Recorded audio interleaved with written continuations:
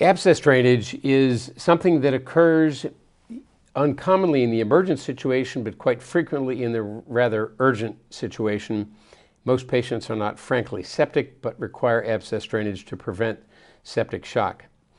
Ultrasound guidance is clearly the favored technique in our institution, as it is much faster and allows us more control and accuracy when compared to CT-guided abscess drainage. One of the critical components for successful ultrasound-guided abscess drainage is lidocaine placement into the abscess wall. We access again with the 4 or a 5 French U coaxial needle and sheath system, and then through the sheath we can then displace the 0.35-inch super stiff guide wire, and then over that dilate up to give us either access for 10, 12, or 14 French pigtail catheters. Now we can drain abscesses either transabdominally or intrapelvically when they are in the abdominal and pelvic cavities. Transrectal abscess is another option. We have 2 approaches that we will demonstrate. One is using a rectal ultrasound probe and needle guide, and the second is a freehand technique using a transabdominal approach with the catheter approaching through a transrectal approach. Here we see the classic abdominal abscess following a ruptured appendicitis with a large right paracolic gutter abscess. Image on the bottom right shows the 4 French U needle and sheath system in position. And now, top left image, we see the guide wire coming out of the sheath, and bottom right image, the abscess is being drained following catheter placement. Transrectal drainage, again, is pursued in 2 different techniques.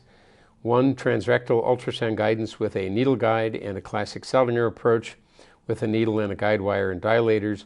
The second approach may be a simpler approach in hands of operators that are comfortable with this approach, where we scan sonographically using a transabdominal approach. We may need to fill the bladder with a Foley catheter, and we will demonstrate a simplified trocar technique for accessing the abscess. Here we have in the longitudinal plane the bladder anteriorly and the deep pelvic abscess posteriorly.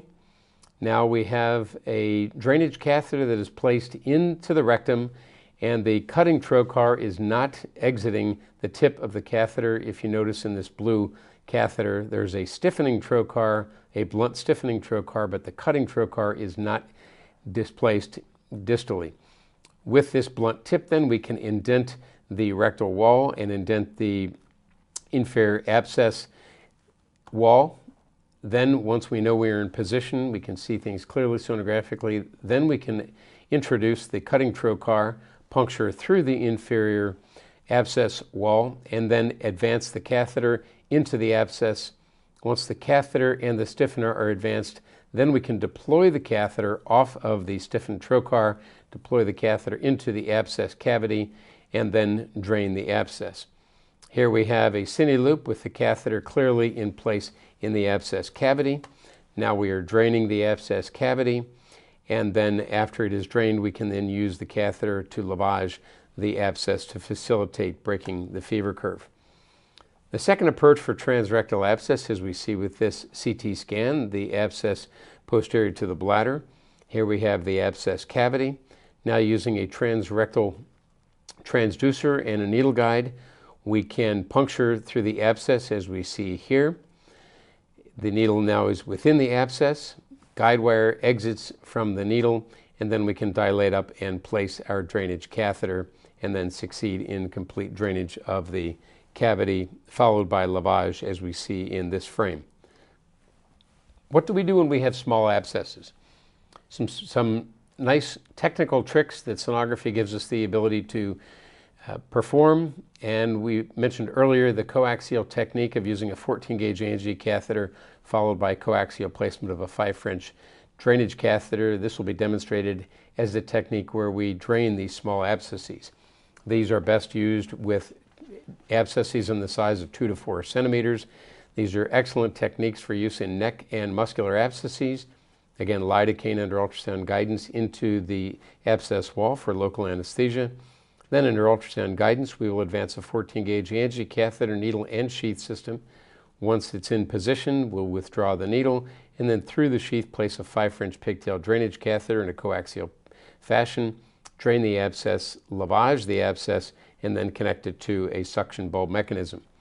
Here we have 2 CT images from a young 12-month-old child with 2 of 3 muscular abscesses demonstrated in the right shoulder.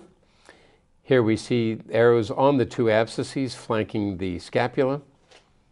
Here we see the width of one of these abscesses, and you can see that the width is enough to allow a 5 French catheter to successfully be deployed for complete drainage.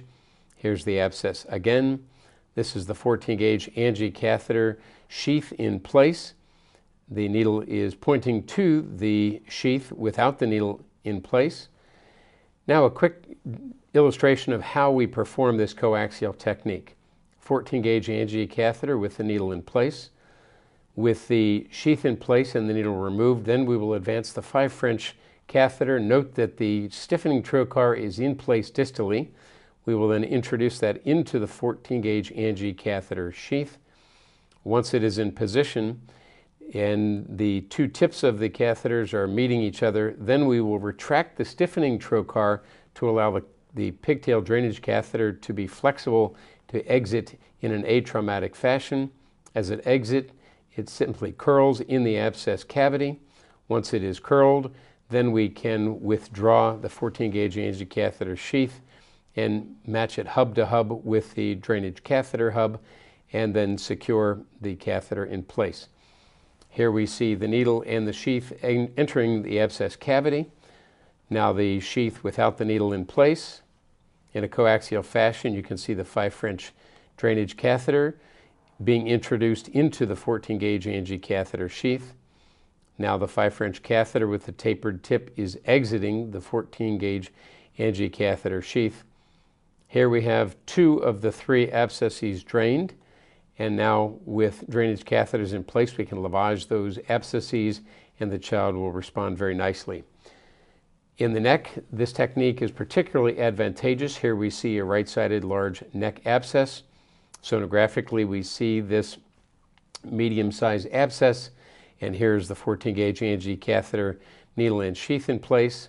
Here's the 5 French catheter being introduced in a coaxial fashion into the abscess, and here we have 1 abscess cavity being lavaged. Here the patient has 2 of these, and it is not difficult to put 2 or more of these catheters in small abscesses that are multilocular. Now, children provide unique challenges for percutaneous nephrostomy. Many times in the neonates are the most challenging because of the relative stiff nature of the dysplastic kidneys that accompany hydronephrosis in critical situation. This can be difficult to use a Seldinger technique where we may lose access using a stepped approach where we are introducing multiple instruments into a system with secondary decompression. A single entry system gives us much greater advantage to work quickly and gain access. And so again, the 4 French U sheath needle works very nicely, or as an alternative, an 18-gauge spinal needle works nicely. Both of those will accept an 0.35-inch Amplatz wire, and then we can dilate up and place a 6 French locking pigtail catheter into the neonatal hydronephrotic collecting system. Here we see a hydronephrotic kidney. Here we see the needle introducing lidocaine into the perinephric tissues to the level of the renal capsule, and then the arrow now is on the needle as it enters the collecting system in that caelus heel puncture site with the coaxial system in place. This demonstrates the coaxial 4 French U sheath with an 0.35-inch guide wire being positioned. Now we see the guide wire in place in the renal collecting system over that guide wire that we can then dilate up, usually in the small children putting a 6 French catheter. In the micro premature infants, we may need a 5 French catheter, but in larger children, usually 8 French suffices. And then if we are in interventional radiology with fluoroscopic support, we can perform the antegrade nephrostogram for further definition.